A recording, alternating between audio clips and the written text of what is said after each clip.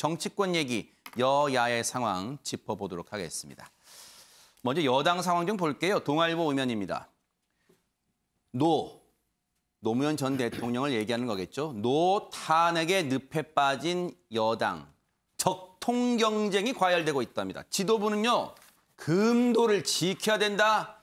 너무 그렇게 하면 안 된다. 정도를 지켜라. 금도를 지켜라. 자중하라. 그런 얘기겠죠. 여당의 대선 주자들이요. 친노 친문 표심 잡기 17년 전 탄핵 찬반 논란으로 번지고 있습니다. 이재명 후보 측은요. 이낙연 위선 땐 다 잃을 것. 그러니까 뭐 어떤 행동을 해놓고도 안 한 것처럼 위선을 부리면 다 잃을 것이다. 그런 얘기를 날을 새고 있고요.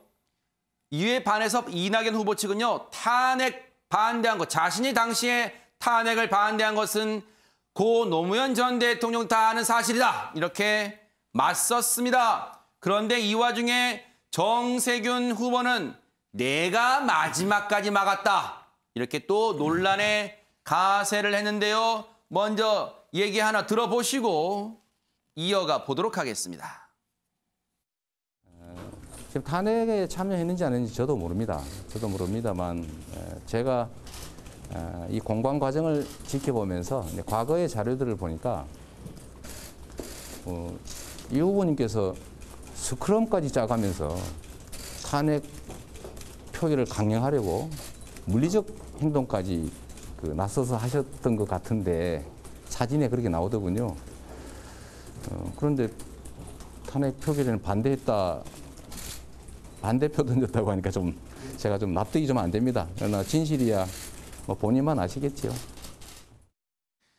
그러면서 언론에는 당시 17년 전 본회의장 상황 때 국회의장석 주변 상황이 어땠는가도 막 과거 영상이 나오고 하고 있습니다. 그런 상황까지 지금 번지고 있습니다.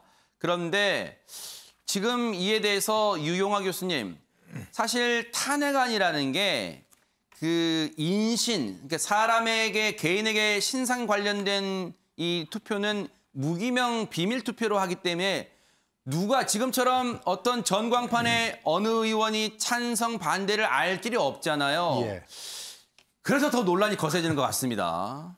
그래서 그 당시에 언론 기사라든가 이런 부분이 나오는 것 같은데요.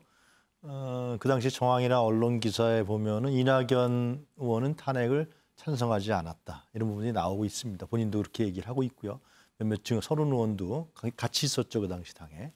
근데 이제 중요한 것은 뭐냐면은 이렇게 봐야 될 것 같아요. 저것을 했니 안 했니보다도 당시의 상황을 우리가 다시 유추해서 보면 17년 전이지만 의회가 국민의 의사를 대표해야 되는 의회가 선출된 대통령에 대해서 그 자기 자신의 정치적 유불리와 이해관계에 입각해서 무리하게 탄핵을 했던 거라고 우리는 평가할 수 있습니다. 그렇기 때문에 당시의 정치인들이 어떤 의사를 표시했는지 굉장히 중요하죠. 네. 그리고 그것은 이번 대선 후보에서 검증돼야 될 사실인 건 분명한 것 같아요. 그런 각도에서 저는 뭐 이낙연, 뭐 다른 사람도 그렇고 그거를 검증해야 된다. 그래서 추미애 의원 같은 경우는 삼보일별 그 당시 했고 그리고 얼마 전부터 사과를 하지 않습니까? 이 문제에 대해서 자기 그 당시 정치적 결정이 틀렸다고. 근데 또 이런 문제가 있어요. 당시 이 문제를 소환하면 왜 또 좀 민주당 내부에 문제가 생기는 게 하면 분당 이후에 사실상 열린우리당과 새천년민주당이 상당히 감정적으로 안 좋은 상황이었고 새천년민주당이 한나라당과 손잡고 탄핵을 했던 거거든요. 그러면 새천년민주당은 총선에서 참패합니다. 그러나 이제 이후에 또 다시 호남이라는 문제가 있기 때문에 다시 이 양당은 결합을 해서 민주당이 되고 지금까지 왔던 거거든요.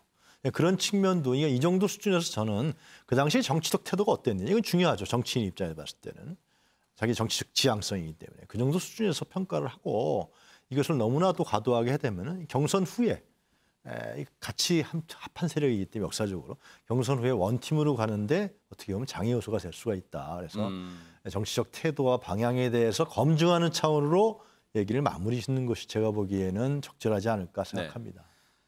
아니 그렇다면 이재명 후보의 이런 날선 공세에 이낙연 후보 측은 당시 노무현 대통령 탄핵 관련해서 어떤 입장일까요? 얘기 들어보시고 이어가 보도록 하겠습니다.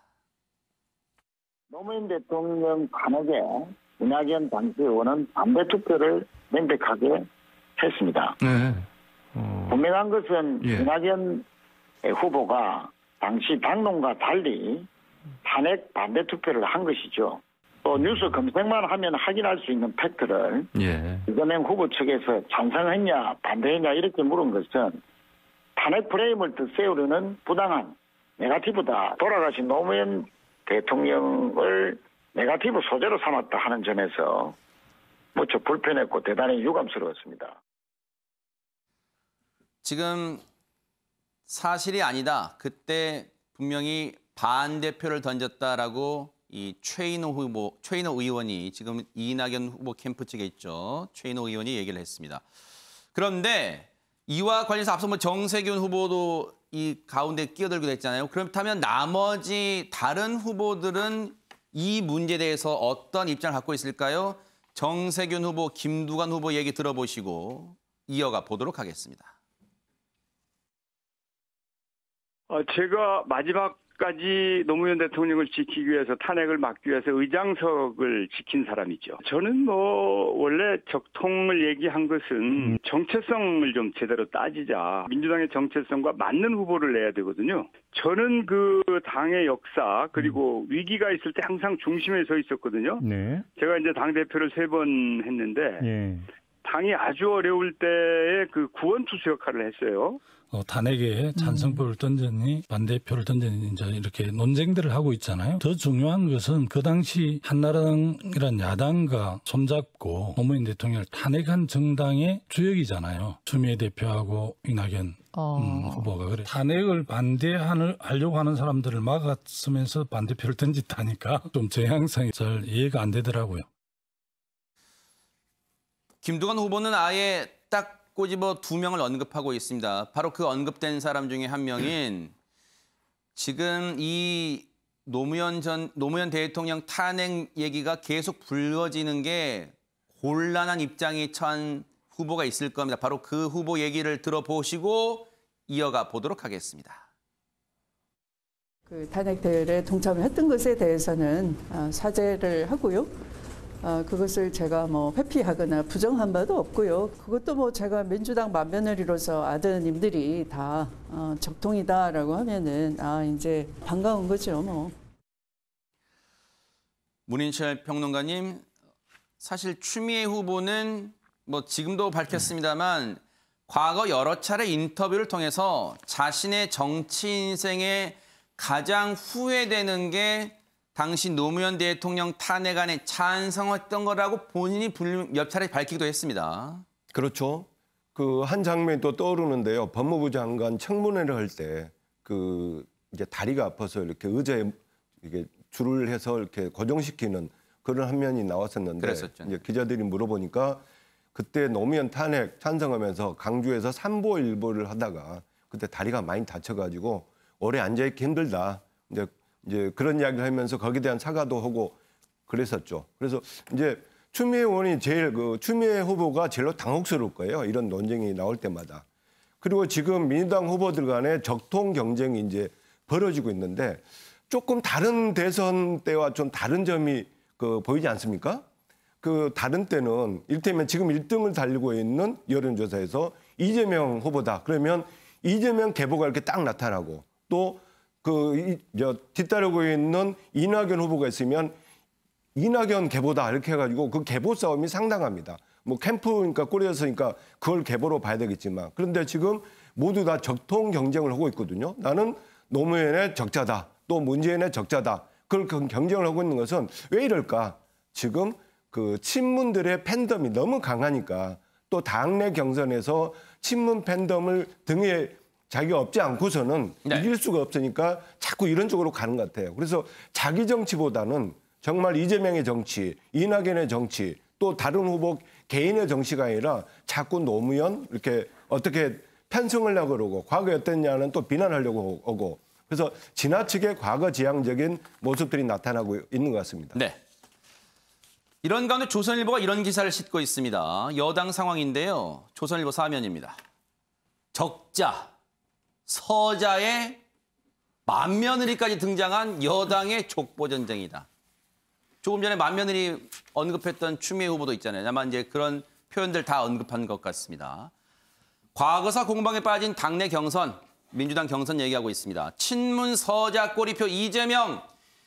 그 이재명 후보는 이낙연 후보가 노무현 탄핵 찬성 던졌을 것, 단정하진 않지만 던졌을 것 이렇게 추정하고 있습니다. 이낙연 후보 측은 형수 욕설한 이 지사 적통 경쟁에서 설 자리가 없어 추미애 내가 민주당 맏며느리입니다. 이렇게 얘기를 하고 있습니다. 최민희 의원님, 때 아닌 족보전쟁 논란 어떻게 봐야 됩니까? 혹시 뭐 참담한 심정이십니까? 아니면 당연합니까?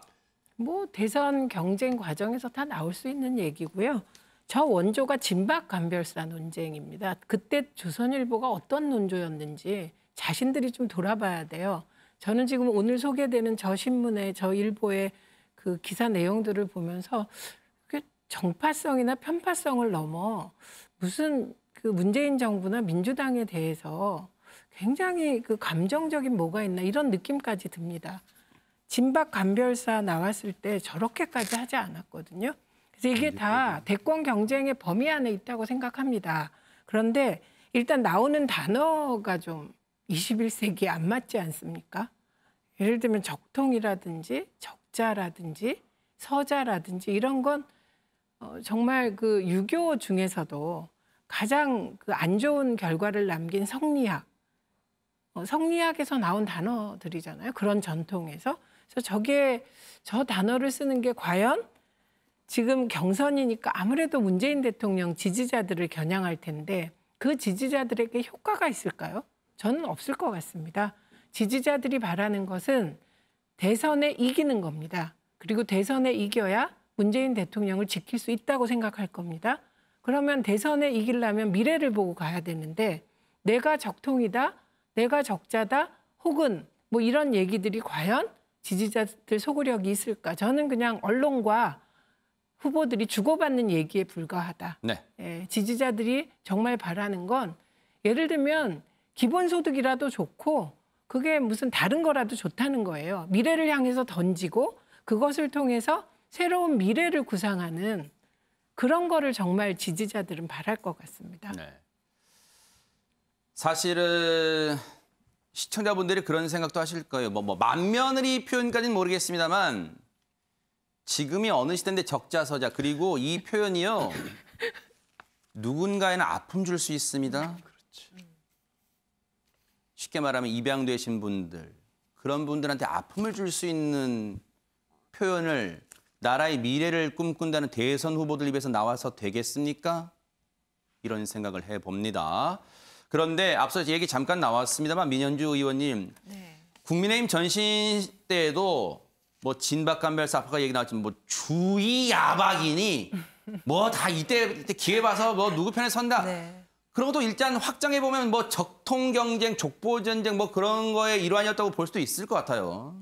글쎄요, 이제 민주당의 지금 적자, 서자, 뭐 맏며느리 뭐 다 나오고 있는데요. 이제 보니까 앵커께서 말씀하신 대로 미래지향적인 다음 대통령은 대한민국의 20년, 30년을 다 바라보고 정책을, 국가를 운영해야 되는 분인데 이런 분들이 과거 태행적으로 그렇죠? 아, 적자냐, 서자냐, 누가 탄핵했냐, 안 했냐 이제 이 문제를 갖다 매달리는 게 지금 굉장히 안타깝고요. 근데 국민의힘 예전 한나라당 시절이죠. 한나라당 시절에 이제 뭐 계파 논쟁은 있었죠. 근데 그 계파 논쟁이 결국에는 지금 이제 아시겠지만 이명박 박근혜 대통령 때, 전 대통령 때 가장 심했고요.